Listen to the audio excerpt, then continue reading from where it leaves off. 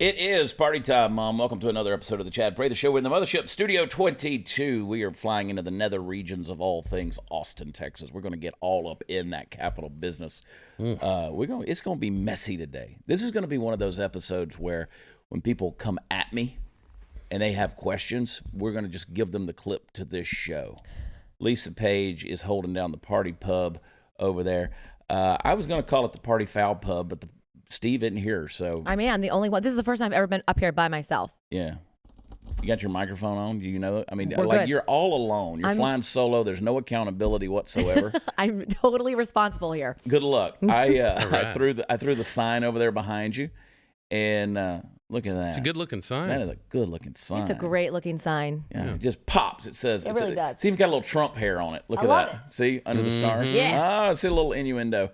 Kayla and Justin are hanging out and flying us into where we're going today. It's going to be a mess. Mark Candace still on their honeymoon. Hey, listen, if you guys get married, something weird's going on, okay? Listen, I play matchmaker here at Studio 22, but I'm going to need you kids to chill. Listen, we got John Stickland, and Jonathan Stickland, my good buddy, is on the show today, a former state rep in Texas and recovering politician. Yeah, that's right. We're going to get into it today. I'm excited. This is a good look for us, right? Because I think so. you're affiliated with the Don Huffines campaign. Don's running for governor as well. There's a few other players to be named later that'll probably jump in this thing. People know that I'm doing what I'm doing. I've got a book coming out, don't forget, folks, in September called Am I Crazy? This is proof positive. This show says it all, this one. Yeah, this is, I'm prove. absolutely insane. My mother will call me on the phone, John, and she'll be like, you're not really doing this, are you? Yeah. When is the gig up? Yeah, exactly. Yeah. She's like, when's the punchline? Because, my mother's in Georgia. My mother's one of those, she hates when people call her paranoid, but that's because she's paranoid. And so, she's one of those that thinks when the football players get in the huddle, they're talking about her. And I love her. She's a good church lady. Yeah. And anyway, she's always like, there's going to be so many things that come out. And I'm like, Mom, they already know it. Yeah. They already know it's definitely going to come out. I mean, you've made a choice to potentially ruin your life. Yeah, exactly. And the people around you as well. Yeah. So we were talking about it on the show the other day where I said, you try to just say it's out there. I mean, whatever. You've lived your life. You've lived a wild and crazy life. All that's well and good until the shit really comes out. And then people are like, oh. Yeah. Oh. Yeah. He really did bury a cat up to its head and then mow it. They're like, I thought it was just in his comedy show. I guess it's real. Yeah. I know. Yeah. No, so I had a re-election every single time. The establishment and the lobbyists, they hated our guts. And, that you're going to get attacked, but it's how creative they can be with some of the attacks that you don't see. But, it is a process, and you learn a lot about yourself. And, for me, it was very freeing to finally just be able to come out and like, yeah, you found a bunch of posts I made when I was 16 in a fantasy football forum. Guess what? I'm a little bit different now, or that might have been taken out of context. Yeah. But, you reach a point where they come at all this stuff, and I bet you're going to get there too, where it's just like, say what you want. Okay, now you're done. Let's talk about what really matters. Yeah. I was with the good folks of Henderson County, Texas, Athens, Texas, as a matter of fact, the other day. We had a great turnout, just gracious folks over there on Monday night. And, everywhere I go, I'm always like, you'll hear all kind of things. I mean, so far, I think I'm gay. There's worse things to be. You're transgendered. I mean, I already said I'm a transgender black woman. That's right, yeah. Chiquita, this running for office. But I've heard all of this stuff, and I'm like, you just come talk to me. I'll tell you way worse stories. Yeah. I can tell you way worse stuff. But it's interesting when you do that because you really are and you don't just expose yourself, you expose the people around you. That's the hardest part. You know? I mean, my mother-in-law, they found out where she worked, and some of the crap that they had dug up on me. They found out who else worked at her job, and then they started mailing coworkers who don't even vote, who don't even live in the district. Yeah. And for me, I get to fight back. You're going to get to fight back. You get to get on here and take some punches. The family has to take it on the chin for the most part. Yeah, and you're right sucks. about that. That's part tough. Sucks. because they don't have the voice. I always tell people, I said, I've been getting the death threats and the crazy stuff for years now, just from doing comedy. You get into politics and doing political comedy. I mean, that's deadly. But you get into this stuff and it is crazy. Anyway, enough about us. We're going to get into a lot of stuff on today's show, and it's going to be fun. This is going to be one of those you're going to want to share with everybody because it's going to be very revealing. But before we do that, let's make some money. Got a crazy story for you. You guys have heard me talk about this. Down in Argentina, they got these vineyards that are on top of the mountains, 9,000 feet in the sky, folks. And what they do is they make this world-class, like 90-point wine there. They're coming under a lot of threat, these vineyards are, from the radical mobs that are attacking and seizing their land. You got buildings that are burning down in the middle of the night. You got equipment that's being stolen and looted. The government down there, well, they're not doing anything about it because they're in bed with the radicals. And here you have these folks down there making wine, right? Really good wine in the midst of the chaos. And they're making really good wine that gets snapped up very, very, very fast. Incredible notes of blackberry, dark cherry, leather, smoke, and goes great with red meat, good with a steak. You got to love this stuff. The guys over at cowboywines.com got another special shipment of these wines in. They're incredible Malbecs. These grapes being grown at that altitude are tougher, stronger, more flavorful.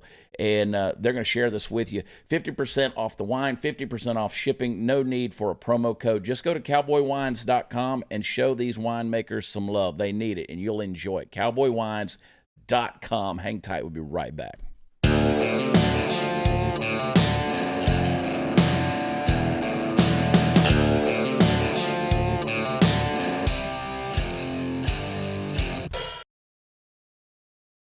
Something I meant to say in the intro, the reason Party Foul Steve is not here today, he and Tony went over to the hospital. We got a good friend, Bailey. She's went through surgery today. She's donating a kidney, and very, very sweet gesture to another friend. And so anyway, they took food and they're feeding the family and all that kind of stuff. That's nice. Party Foul Steve's a nice guy.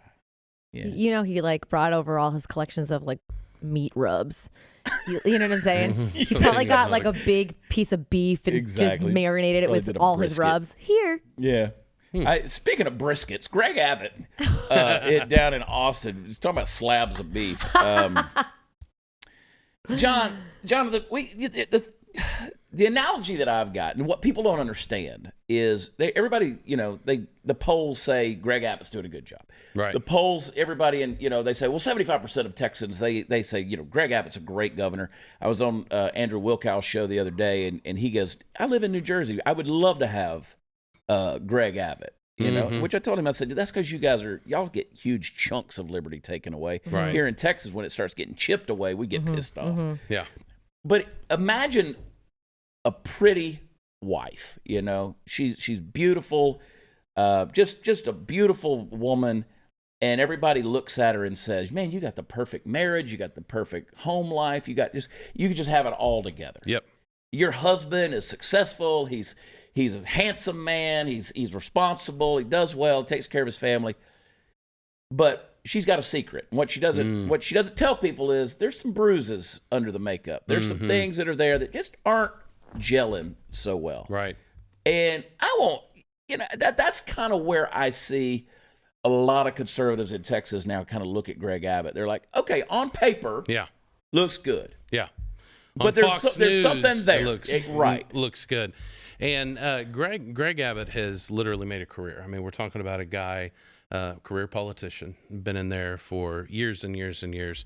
The interesting thing about Greg Abbott is that he has never truly been under the microscope.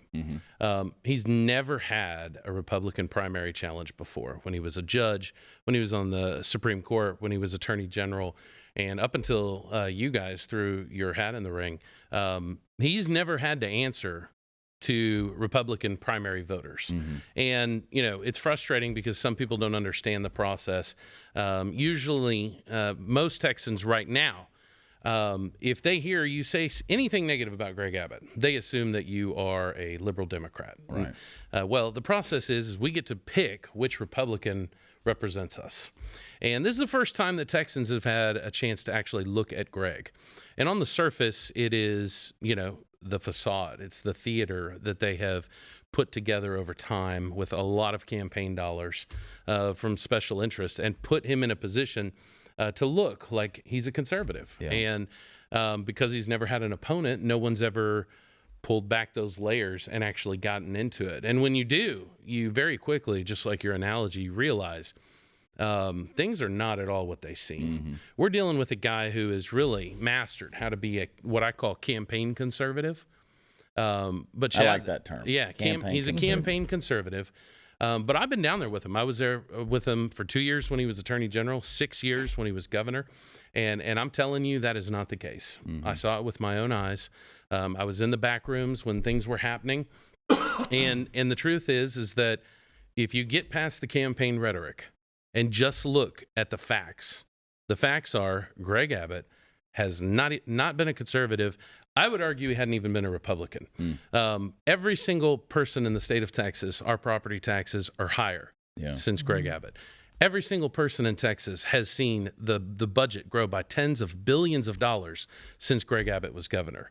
We have a border that is completely wide open right now. I mean, I remember when I ran the first time, border security was something we talked about. We were freaking out that a couple hundred people were crossing a day. We have thousands of people who are crossing on a daily basis.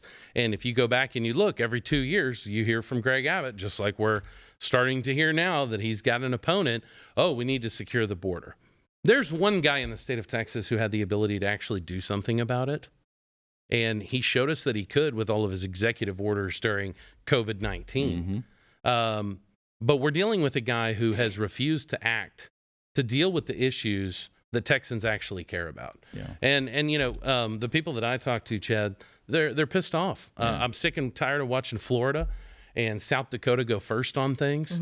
This is Texas. And we're being out-Texased. Yeah, oh, absolutely. By other states. When I first went in and started getting involved in politics about 10 years ago when the Tea Party wave started to come up, we were talking about the same issues then that we are now. And that is because we've had a bunch of rhinos in office.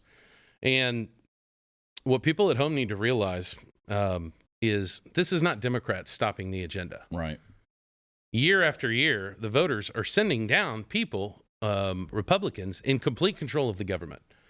Every statewide elected official in Texas is a Republican. We own the majority in the Supreme Court, in the Texas House of Representatives, and the Texas Senate.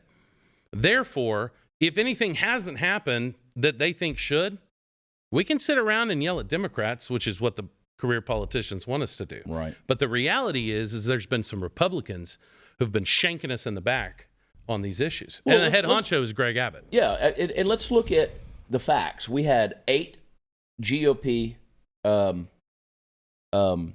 priorities that 2 basically, even though they were watered down in a lot of ways, only 2 of them made it to the governor's desk. Right? Constitutional carry, which again is really not constitutional carry. I think it's permitless. You know, it'd be more accurate to call it permitless carry. There's you know, it's just, somebody asked me the other day, they said, hey, we come up with these priorities, the GOP comes up with these priorities, we send guys down to Austin and the priorities don't get passed. They don't get fought for. They said, what would you do? Would you be like Greg Abbott and come up and say, well, I don't care about your priorities, screw those, we're going to do what we're going to do? And I said, well, you know, why aren't they representing the people that put them there? And Texans are pissed off at this point. Yeah, they're pissed off. We're sick and tired of being lied to. That's for sure. And what people need to understand is that every single thing they see, before the politicians got down into Austin, they had already had a discussion and it was planned out by Greg Abbott and maybe 2 other people what was actually going to pass. Everything else has been theater. And it is all preordained. It is all planned out to a T. And I mean, the negotiations that actually happen in Austin are things like, all right, well, we're going to pass constitutional carry, for instance. But we know we can't have that pass. So we're going to need you guys in the Senate to kill that. You kill constitutional carry, we'll kill election integrity. These are the kind of deals that are being passed. Right. And everything else is like literally just a sideshow. When you said earlier, oh, well, I'm in comedy and all this stuff. That's the entire thing. The entire thing. Micromanaged down to who's going to be the author of these things, who's going to be the guy that kills it on a point of order or a move like that. Like everything is orchestrated. Yeah. Nothing happens without the top guys knowing. And if something does manage to happen, we catch lightning and the grassroots get lucky, that people get really upset about that. Really upset. I'm always asking people, we'll do a Q&A or whatever, and I'm always and by the way, this is beautiful because people don't realize, Lisa, that Jonathan, is on the Don Huffines team, right? We had conversations before Don even got into the race, right? And I consider Don a friend. Consider you a friend. People are like, are you guys supposed to be talking to each other? That's how much we are pushing to try to get Greg Abbott out. And in the next segment, I want to talk about how primaries work because so many people don't understand that. But I'll have people who'll ask me in these Q&As, or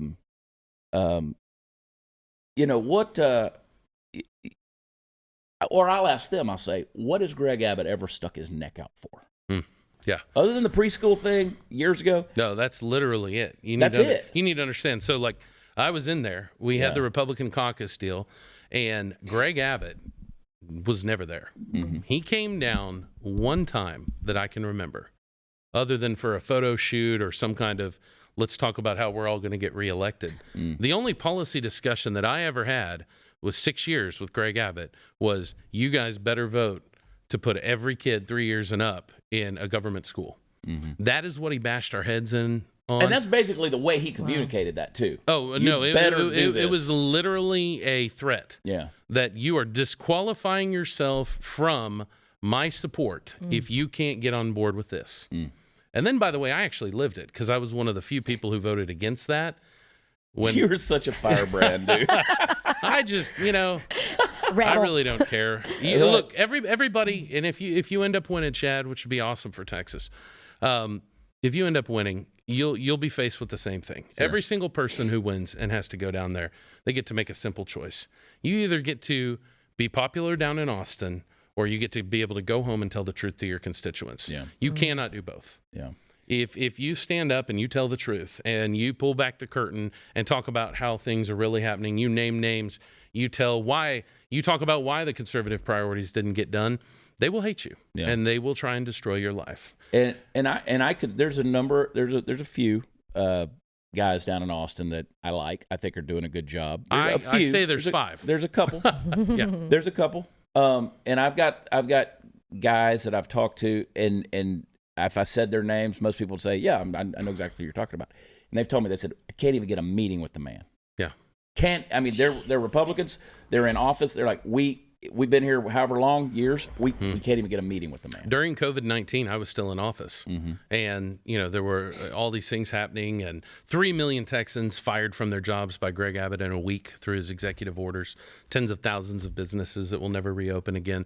And there were a lot of people in the legislature who were like, I would like to get into session so we can deal with some of these issues. And so we put in requests. We tried to talk. We were getting regular updates from Health and Human Services, all these different agencies that are appointed by Governor Abbott. Couldn't even get a phone call with them. And it wasn't just because, Jonathan's a conservative and don't want to talk to him. I'm not aware of any legislator, Democrat or Republican, who was able to communicate with Greg Abbott during the middle of COVID-19. Yeah. And, I heard the same thing from some of the people who are still down there in regards to what I'm calling snowmageddon. People are freezing to death in their homes, right? And we can't even get a conversation with Greg Abbott. And this is far different than what I experienced with Governor Perry, because when I first went down there, he was still governor. And, he had staff that were on the floor with us on every single issue, every vote that came up on the floor. It was well aware where the governor stood and what he desired on stuff. You could go ask him, hey, does he like this? Does he not? There was leadership, okay? And I don't agree with Perry on everything, sure. But we knew where he stood. You never had to guess. And he would come and have regular conversations every other week. He would show up. He would just walk onto the House floor and sit on your desk and say, hey, why'd you do this or why'd you do that, and interact. That never happened with Greg Abbott. No one knew anything. And this is the problem with a guy like Greg Abbott, is because he's got a judge mindset. He's not a leader. He wants to hear both sides of a problem and then try and find a happy median where he can appease, both sides. Both parties, yeah. Okay. The other thing he's going to do is he's going to take a poll. He's going to take a poll on the issue and see how it affects his reelection. And he prefers to watch other people go first so he can see the fallout. Yeah. That's not leadership. No, it's That's not Texas. I want to talk a little bit more about that. We're going to take a quick break because you bring up a very important point right there with the polls. Hey, guys, I warned you about home title theft, where cyber thieves remove you from your home's title and become the owner. And I said you got to get home title locked because it's coming. And if you're on Facebook, they had that big breach recently where 500 million accounts were exposed to cyber thieves. And according to a retired FBI cybercrime expert, everything the thieves need to take over as the new owner of your home leaked. Name, address, personal information, it's all out there. Thief forges your signature on a quitclaim deed stating you sold your home to him, then leaves you in debt or even has you evicted from your own home. So you got to do what I did. And many of you have already done it. You got to get home title lock. Go to HomeTitleLock.com, register your address. They'll let you know if you're already a victim, and then you can sign up for 30 free days of protection during this high-risk breach. Again, go to HomeTitleLock.com. Use promo code RADIO. That's HomeTitleLock.com, promo code RADIO. We're getting into it. We'll be right back.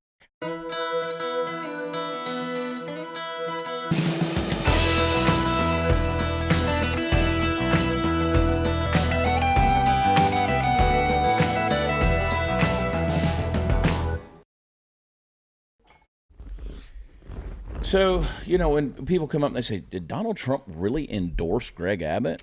Did Sean Hannity really endorse Greg Abbott? And I'm like, yeah, he did. There's a lot of people that jumped on an airplane, flew to Mar-a-Lago and said, Don. Donnie. Check yourself, Don. Folks that used to work for Trump, they've all, several of them gone down there and been like, oh, what are you doing, man? That's another story. But what I get a lot of is people saying, well, Chad, why are you doing this? We've got a Republican governor in the state of Texas. Why are you guys getting involved? You're just going to steal votes and give this to a Democrat. Oh. And it's like, I want to encourage you, go back, read Civics for Dummies. That's not how the primary process works. Yep. Greg Abbott's been, 25 years? They've groomed him ultimately to be the president of the United States. Yep. At least that was the overlord's plan. Sure. He got a big fat goose egg in the straw poll at CPAC. And that pissed him off. Flew all over him. Oh, he was so mad. Yeah, Yeah. That's why. And then suddenly, all of a sudden, you list the mask mandates. But again, I keep making the jokes about the fact that how self-unaware can you be? On Texas Independence Day, he makes the announcement that he's going to remove the masks. He made the announcement from a Mexican restaurant, people. On Texas Independence Day, it's like you got to be more aware of what you're doing. He might as well have had a margarita in his hand. Cheers! On the day we celebrate our independence from Mexico, you did it from a Mexican restaurant. Pass the nachos. Yeah. Anyway, these are the kind of things that I just kind of catch me. But the primary process. Yeah. Why is it important? How does it work? It's super important, and in a solid red state, which Texas used to be till we got a bunch of rhinos in there, but in a Republican state, the election is in the Republican primary. Okay, there's no reason for us to believe that a Republican aren't going to take the entire slate all the way down. Right. So who is on that slate is the argument, and in the primary, this is where conservatives get a chance to honestly have their vote matter more, because there's less people who are going to be involved. It takes less people to get your guy on there. And I will just tell you from my experience down there, I was stabbed in the back more by fake Republicans more than the Democrats, because at least they square up and you know where they stand on the issue. Republicans are lying to you about it. But here's the bottom line. This race that you guys are in right now, two things have to happen. One person, okay, has to get more than 50%.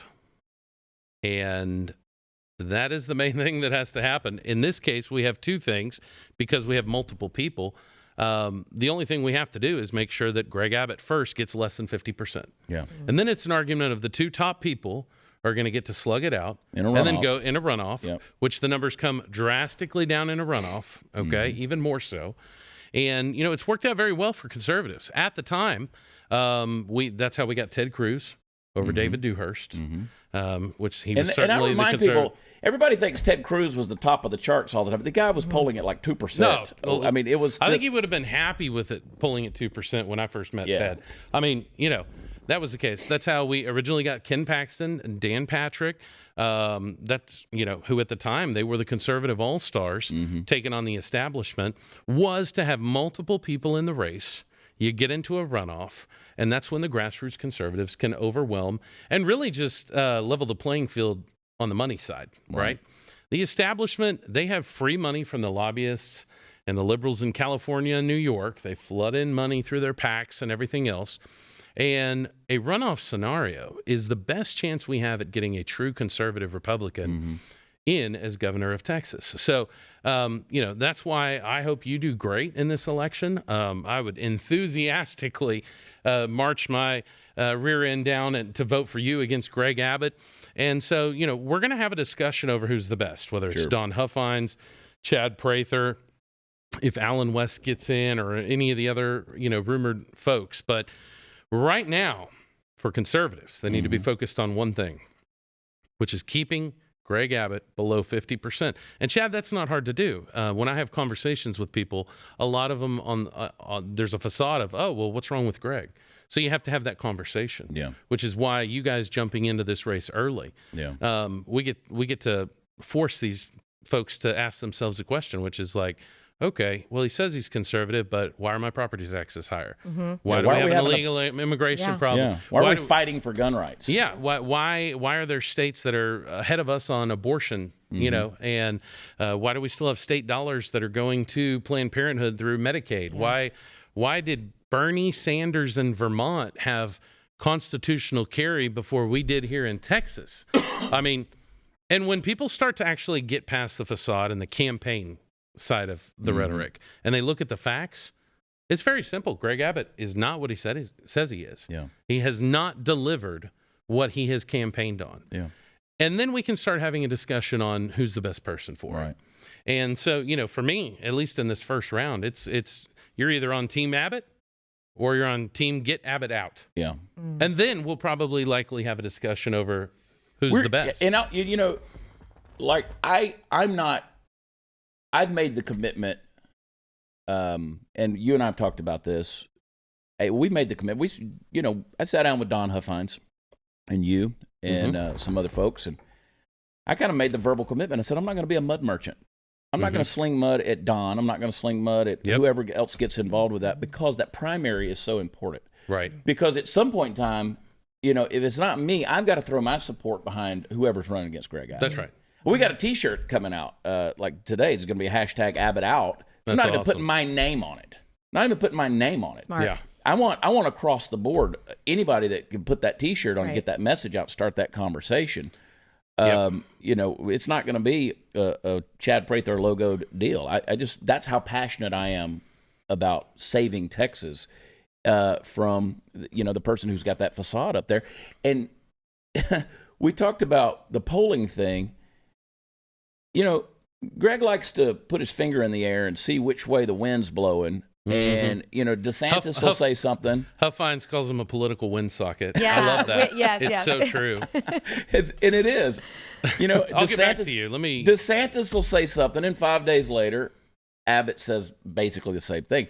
Difference is he doesn't take it as far as Ron does. It's always watered down. And he never does it. And this is where, the lamestream left-wing media, especially on the national level, is so horrible for a constitutional republic, because they don't ask those questions. They have been so lazy about reporting on Greg Abbott. Yeah, and I've never even seen him do a press conference where he's taking half the amount of questions Ron does. Ron DeSantis is jingle jangling with everybody at these press conferences and answering all the questions. You can tell. It's worse than that, because if you've ever been in an Abbott press conference, which I have, every detail is micromanaged. It is a performance.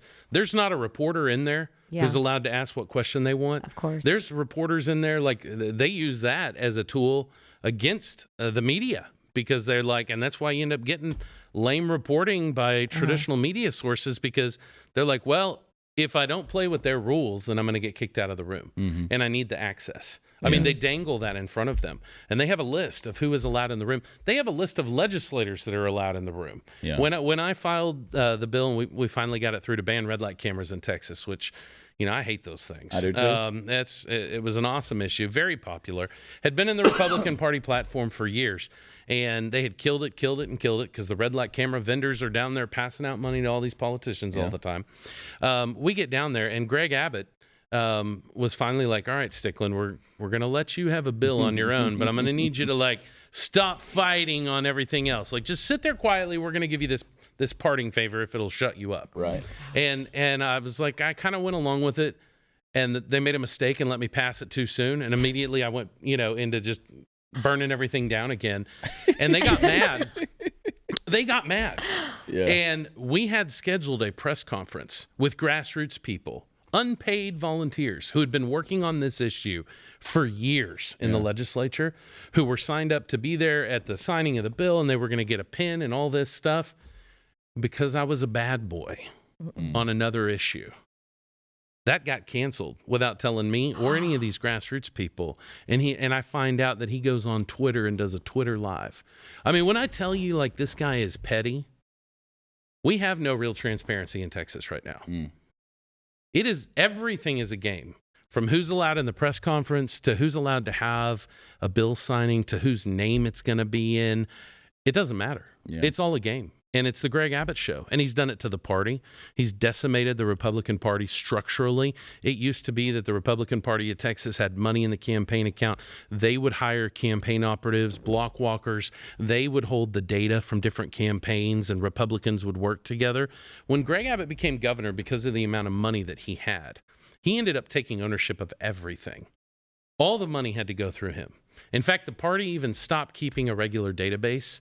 Like, from a campaign perspective, if you were running something, you had to coordinate with Greg Abbott, which means you had to be in good with Greg Abbott, which means you had to do whatever Greg Abbott said. And as a result, we now have a party where the infrastructure is gone. The block walkers and the politicos aren't with the party anymore. They're on Greg Abbott's team. Wow. They hold it hostage. People think we're lying. We're not lying. This is the real deal. This is some tea tonight. Yeah. Damn. Well, you know what?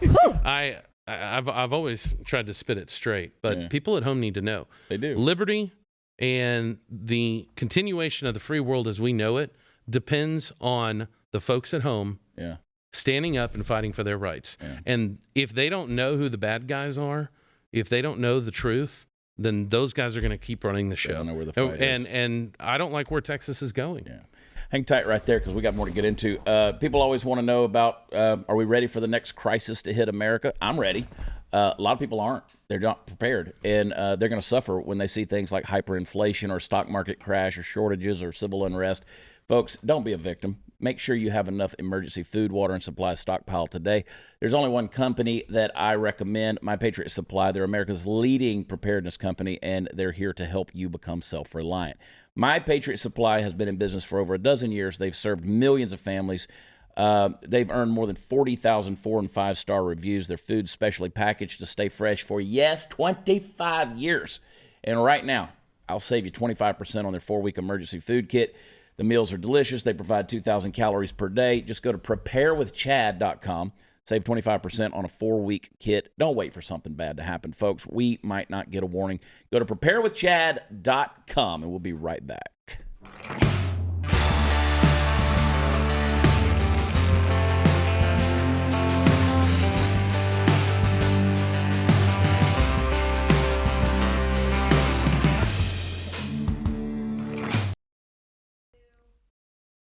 I had a newspaper reporter that asked me, I don't know, about 6 weeks ago, 2 months ago, said, you think you could handle being in Austin since Austin's so different from the rest of Texas? Yeah. And I said, that right there is the problem. Mm-hmm. Yep. The fact that Austin's not like the rest of Texas. I hate Austin. We've been hammering. They've turned it into a cesspool. It's so really bad. It's really bad. I was there. We did a kind of a little pop-up rally down there a while back, and that night one of the young Republican groups was having a happy hour, right? Mm-hmm. And I walked through and met some of the folks that were there, and a couple of those I call them kids. They're kids to me. I mean, God bless them for what they're doing. But so you're the candidate? I mean, they were so stiff. And and I'm like, oh, stop with the smarmy talk. Just be real for a minute. Quit bullshitting with this stuff. Right. Because I hate the political cult, and that's what it's become. That's why we've been going to these small towns, different counties. We're trying to.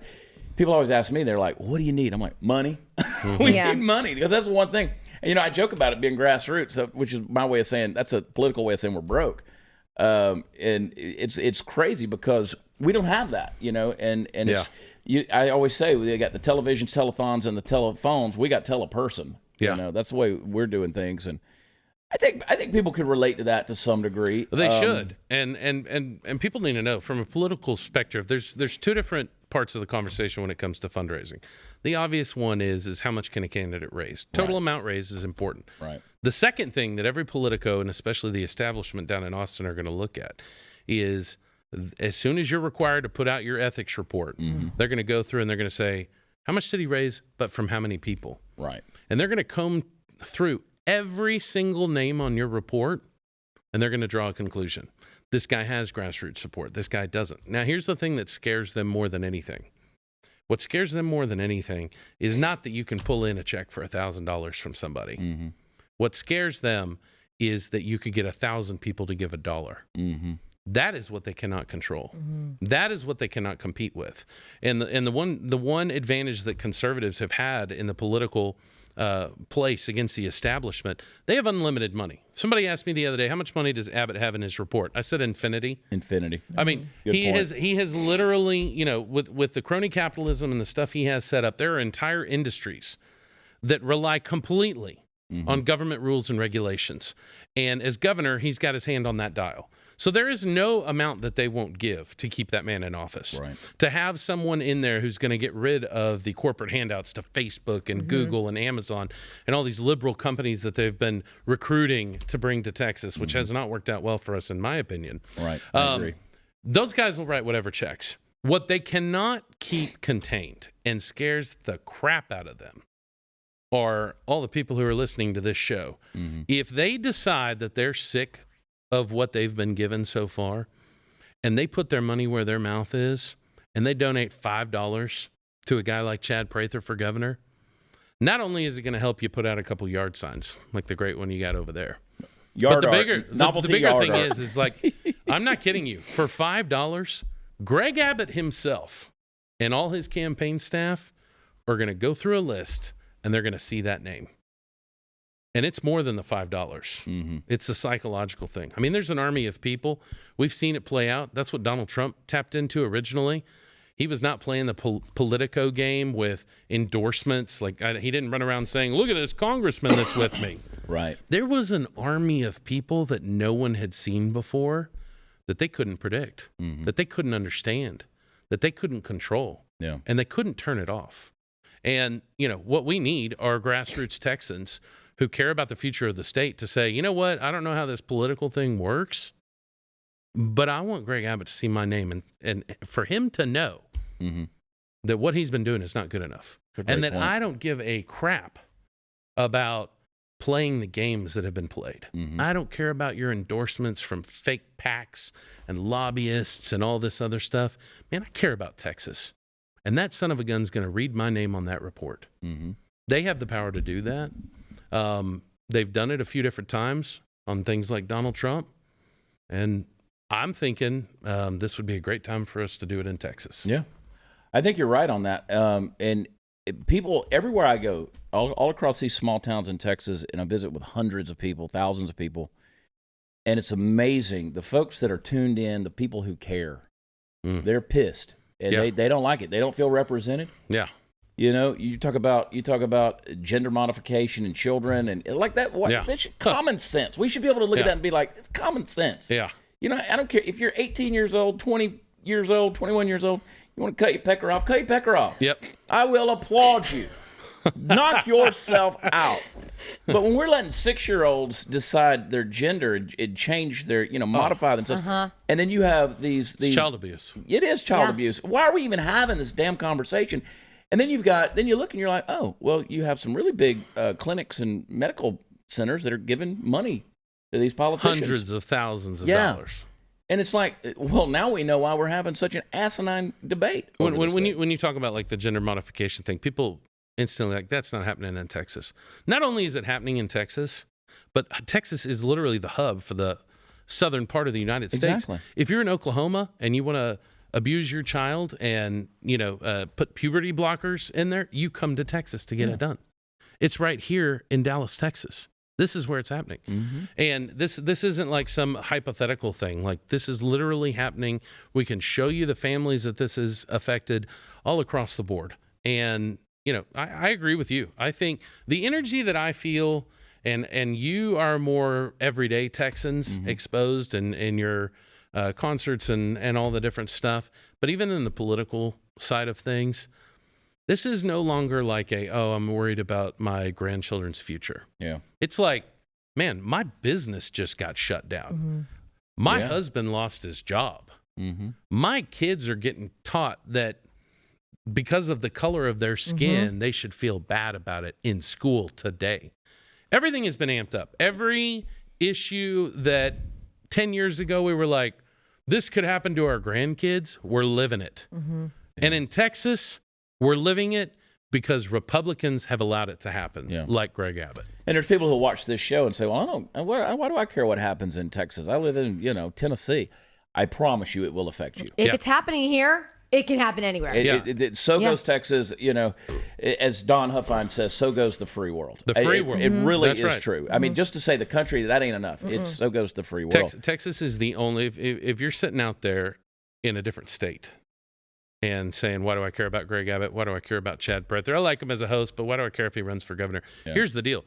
Texas is the only state that has the financial resources, that has the population, and has the electoral college votes to keep this country going. That's right. Okay, these people in other states like South Dakota and Oklahoma, they get mad about something, they're not going to be able to fight back against the federal government in D.C. Yeah. They don't have a leg to stand on. Yeah. Texas is the only state that has a chance of mounting an offensive to get our rights back. And I'm just telling you, we're not going to legislate our liberties back with a guy like Joe Biden in there. No. It is going to have to take Texas. There's no question about it. Hey, you guys hang tight. We'll be right back. Wrap this thing up.